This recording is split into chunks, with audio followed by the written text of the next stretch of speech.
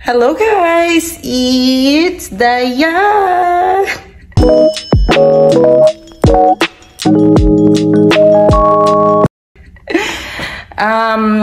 Today guys, pupunta po tayo sa Asian market. Bibili tayo ng isda. Samahan nyo kami. And magkakain daw kami sa Jollibee. Oo. Minsan lang kasi kami makakain ng Jollibee dito guys. Diba? Kaya, alam nyo na. Iba ang happiness pag sa Jollibee ka kumain.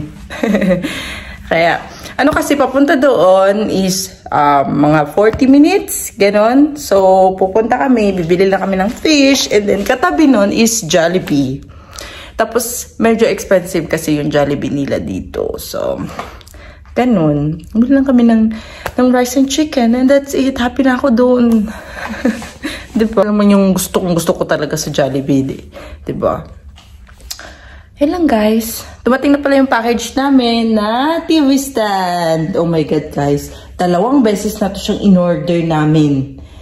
Nung una, ang pinakauna naming order, dumating sa ibang bahay. Mali ang kanilang address na na-deliveran.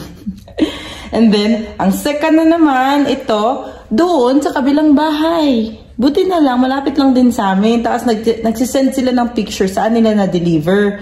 So, nakita namin, nandun siya sa kabilang bahay. Kinuha na lang din namin. At least, diba, dumating din naman. Ay, nako, talaga naman. Ang well. Na-order kasi namin to sa Wayfair. Ito siya na, na TV stand. Tapos, guys, nakita ko lang din to sa TikTok. Tapos, maganda yung kanyang design. Papakita ko sa inyo pag ibubuo na namin siya. O, tingnan nyo, oh. Takwatak na yung gilid kasi yan yung favorite ng aso ko. Gusto niya mag-unbox agad. Yan yung gusto ni Box lagi gawin. Dito na kami, Asian store. Asan na? Seafood City. Yan. So bankrupt na ang Justin. You can see the Jollibee guys. Can you see that? Na. Red. Ito lang talaga. Jollibee and Red Ribbon.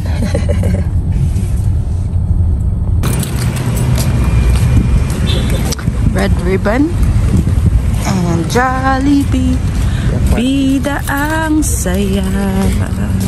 Ganda ng kato, galit pa. Forma. Ano meron? Pasok na tayo guys. Iba yung saya pag nakikita si Jollibee. Titignan natin ang mga presyuhan dito guys. Look. Okay nyo ba? Hindi nyo nakita. Presyohan ng chicken.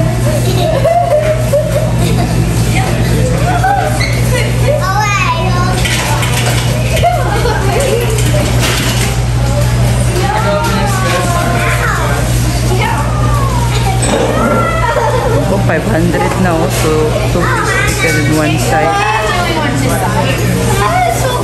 Oh my God, unlimited drinks na sila. Dati hindi naman. Oh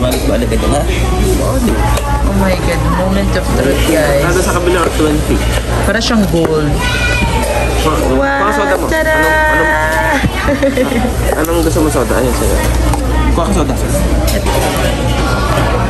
Guys, tignan nyo guys, adobo rice. Wala sa Pilipinas nito. Pero, ang sarap nito. Oh my God, kain tayo. Yummy. Ito kay Bento. Chicken. Akin spicy. And then may 2 unlimited drinks. Kaya lang naman. Please, Jollibee naman, di ba? Sobrang spicy nito, B. Hindi ko kakayanin.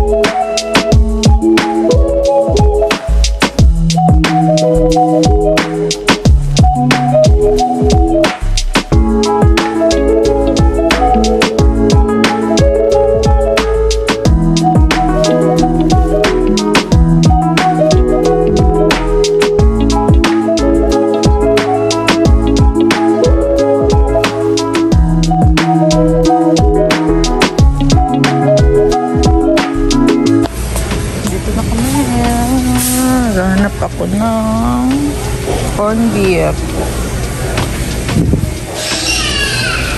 Wala yung Del Mundo dito na corned beef. Ito, century tuna. Grabe yung century tuna, oh. 200. 189.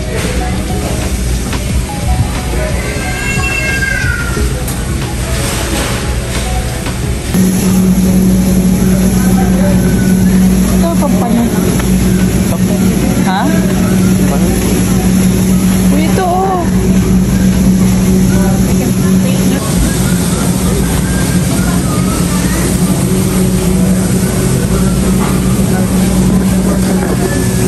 Yan ka talaga.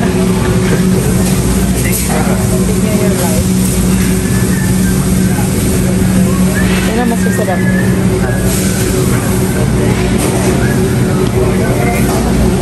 Parang tangkayan.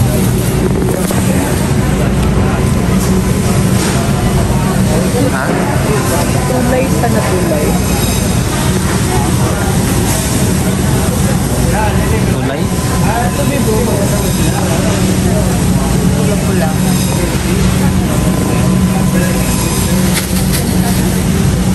Guys, tignan niyo po ang kanilang malunggay.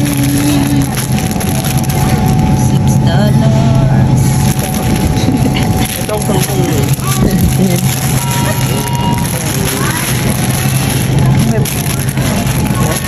Kuha ba tayo ng malunggay? Is it worth it? Bakit yan ang tawag nila? Yan, tama yun. No? There? Yan, beef. Yan. Ito ang pangkong ito. Hello guys! Bahay na kami! Karating lang.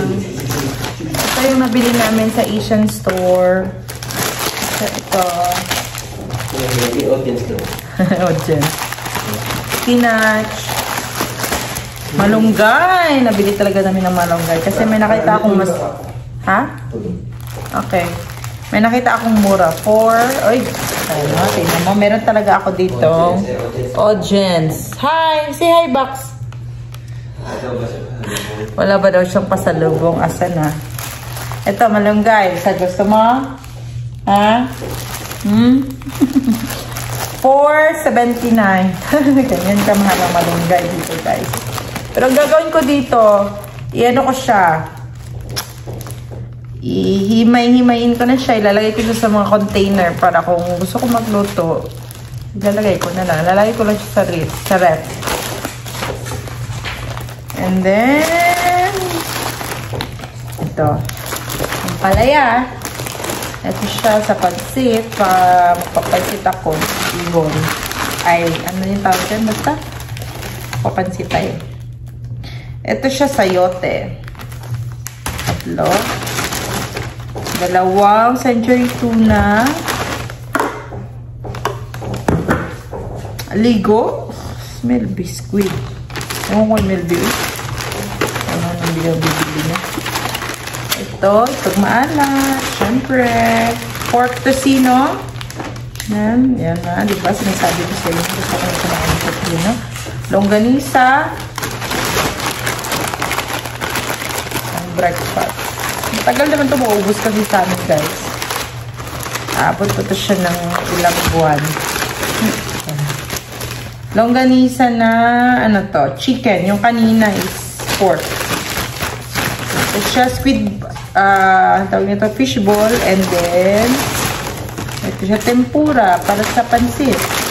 Ay, no. Ano pa ba? Ito fish. Iprituhin ko ito mamaya. Lalagay ko sa gulay. Magugulay tayo mamaya, guys. Magmamalunggay tayo. Yun lang nabili namin. Magluto na tayo kasi alas 4 na din. Magpa 5 na para may luto na tayo. Yun lang. Bili ako kanina ng pampano. Kasi ang gagawin ko dito, lalagyan ko siya ng foil. And then ang isa, piprito. Pero hindi ko pa ngayon nilutuin pag may time. Bumili na ako nito kasi wala dito niya ni sa amin malapit. Yan. Ano na siya, nakalinis, nilinisan na nila. So, ang gagawin ko na lang is hugasan ko, tapos i-separate ko lang. Oh, Jesus! Buhay pa ata yung isda.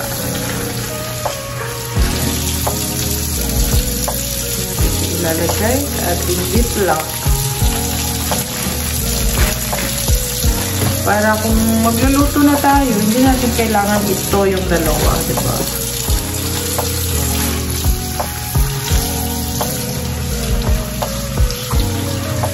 Natin kanina, i-prito ko siya, tapos ihahalo natin yan sa malunggay. Tagal ko na hindi nakamalunggay eh. Ito siya, pwede din kasi ito siya sweet and sour, diba guys?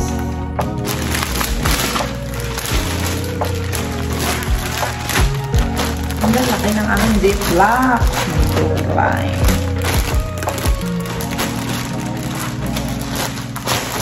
Bumili na ako nito kahit hindi ko pa siya lulutuin ngayon kasi medyo malayo nga yun doon. Diba? Bumili ko na lang din. Yan. Ito na yung pagkain namin for the whole month. Ang mga isda. Hindi na kami bibili ng mga meat. Mga gulay-gulay na lang. Pag pupunta kami every week, gulay and then prutas. Yun naman yung important. Ayan guys, naano ko na po siya na, himay ko na po yung malunggay natin. Ngayon ang gagawin natin, i-divide natin siya para para sa next luto natin. Kasi ang dami naman ito, hindi namin tubig kasi nalagyan ko siya ng tubig. Hugasan ko na siya.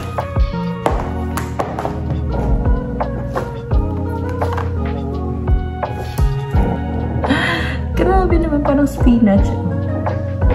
Sa atin, maliliit lang eh. Malunggay nila. Yan. O, diba? This. Tatlong lutuan pa yung ating malunggay. Ito. At ito. Ayan guys. Himayin na din natin yung ating mga sweet potato. Lalagay ko lang to at ito. Kasi parang matagal na to siya sa ref. Isa na lang din yan siya guys. So, ihahalo na lang din natin siya. Yung kinain natin ng mga nakaraang araw, mga pang-high blood. Ito naman, pampababa ng dugo. Healthy na naman tayo for this week. Tapos na yung kain-kain ng masarap. Sarap din naman kaya ito. Kalamit yun ani guys, promise. Gulay is life talaga sa akin mo. Haluan ko din to siya ng upo. Doon yung upo namin. Marami din kasi yung upo galing sa kapatid ni Melvie. So, kailangan ko din yun lutuin. Baka magbigay na naman yun. Hindi pa namin na naubos yung malaking yun. Papakita ko sa inyo guys, sobrang laki. Grabe. Ano lang nila yun, pinatubo lang nila sa kanilang bakuran. Mahilig kasi siya magtanim-tanim. Tapos malaki din kasi yung bakuran nila. So, maganda talaga magtanim. Sa amin kasi maliit lang yun.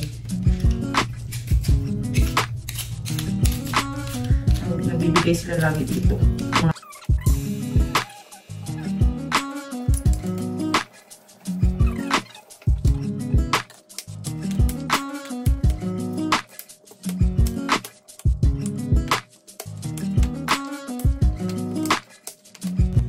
Ito pala yung isda na bili ko kanina guys. Hindi ko alam anong isda to. Pero parang okay naman siya. Ilagay natin siya sa gulay. Pero piprituhin ko din muna. Piprituhin muna natin. Asin lang. Ilalagay ko.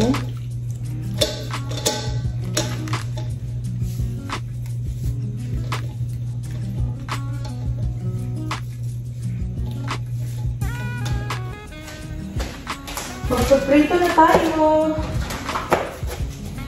ng fish. Tatalsikan na naman ito sila ng mga friends.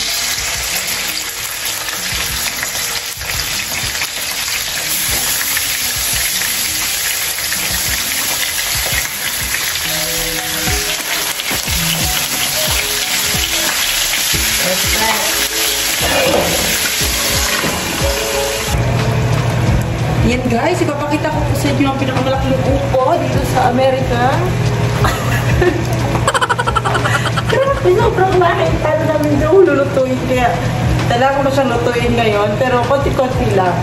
Ilalagay ko siya sa every gulay na lulutuin. Lalagyan ko siya ng upo. Para maubos lang talaga ito. Kasi sayang naman at hindi maubos, diba? So, yan. Next luto, upo na naman. Oh. So guys, grabe, ang laki. Ito siya. Hahati-hatiin ko na lang siguro to para mailagay ko sa ref.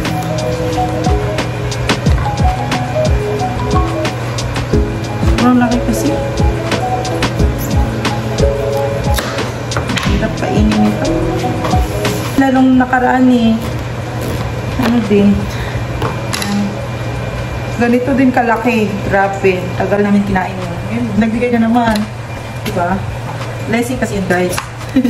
Huwag dapat tanggihan ng ating mga blessing na gulay.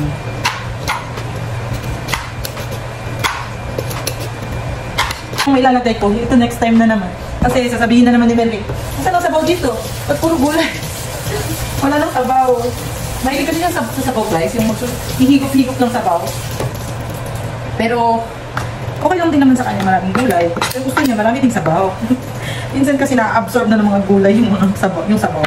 Kaya ngayon madamihan natin yung sabaw. O, diba?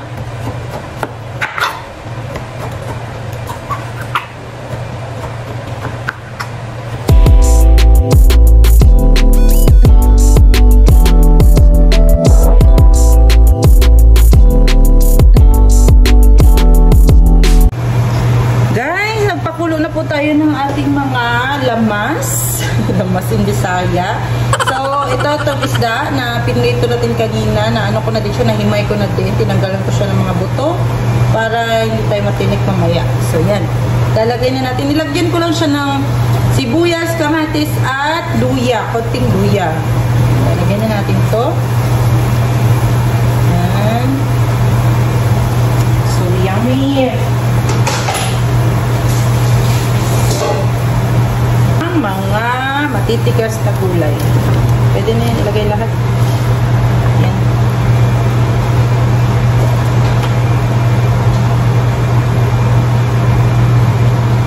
Itatakpan natin.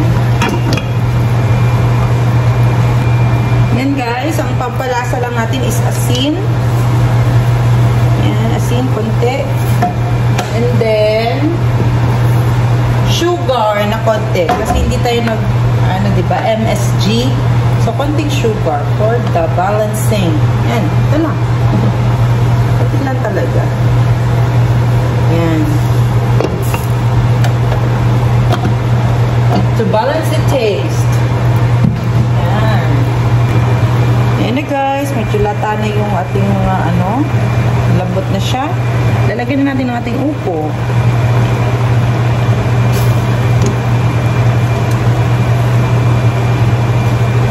Naglalagay din pala ako ng sili, guys.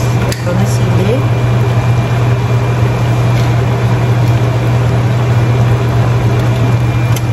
Halo. Lagyan natin sa ilalim.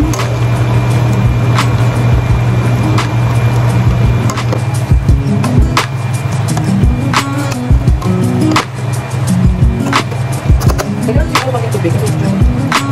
Sakit lang ba? Hindi ko nagsasabaw doon kung ano ko. Sorry. Guys. Okay guys, titikpan na natin.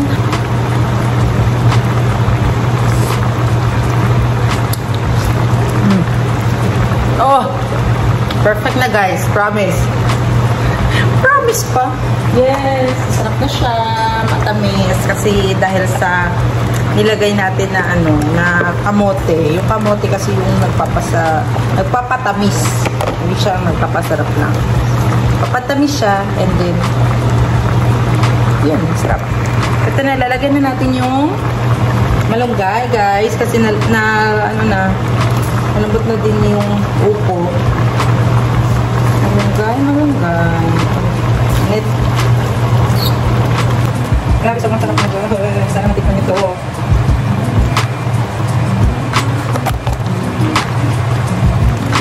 Ikot lang natin. Dali lang ito maluto kung malulay.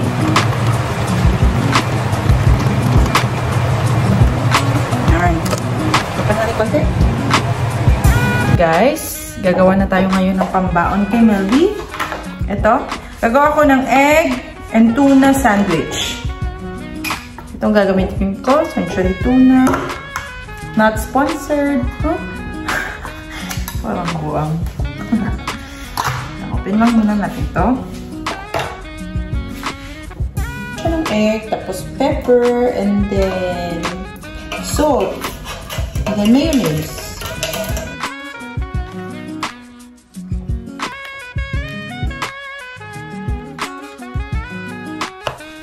Lalagyan natin yung salt.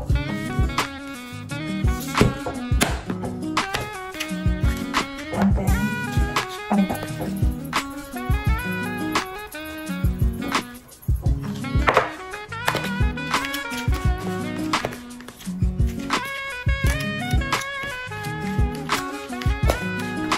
yun? Tapos ito, ang ating tuna. Ihakalo na natin.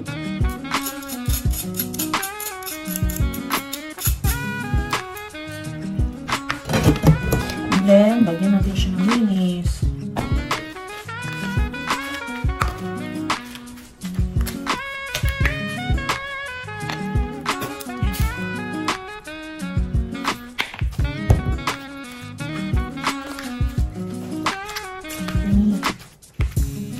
Masarap talaga ito siya guys, pang ano lang. Yung pang palaman pa naman talaga sa kanin. Ay, sa bread.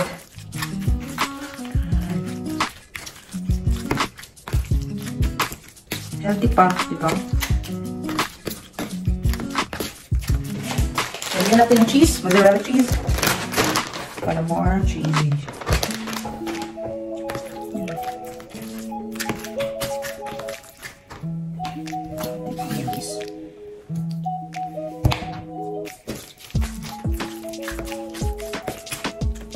Ayan naman ako sa gilid.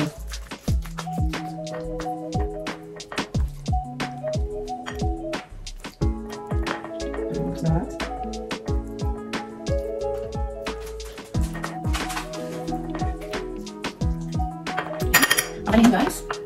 And then, lagyan natin siya ng avocado sa taas.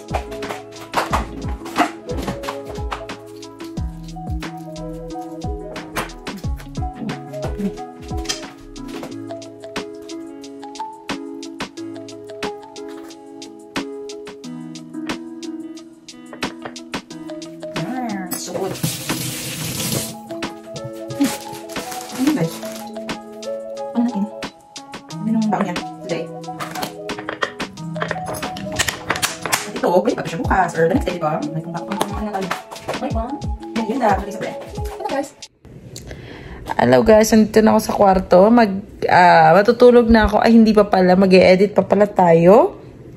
Yan. Yun lang for today. See you in my next vlog. Babu! Thank you!